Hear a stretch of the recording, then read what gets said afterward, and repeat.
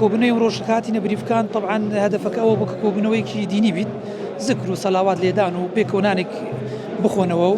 و هەر وەکو هەموو دەروێشەکان لە زۆر شوێن هەیە مەسەلەن ناگەنەیەک ئێستا بڵێن خەڵکی زاخۆ، خەڵکی ئامێدی، خەڵکی دهۆک،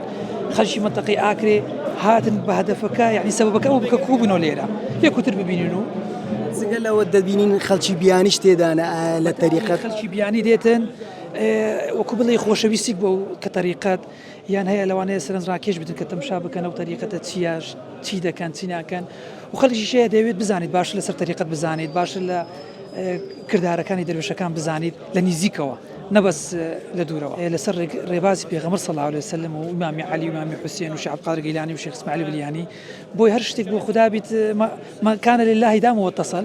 ئەو ان شاء الله دەوامەکە کە ئەوەیە بۆ خوددایە لەبەرەوە ان شاء الله دەوام دەکرێت و بەردەوامیش دەبێت و بەرەو زیادبینیش دەبێت و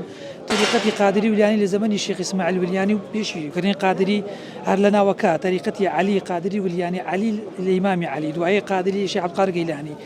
وليانيش للشيخ اسماعيل الواني يعني تقريبا هو 1000 ساڵە بەردەوامیکەش ئەوەیە کە بۆ خوددایە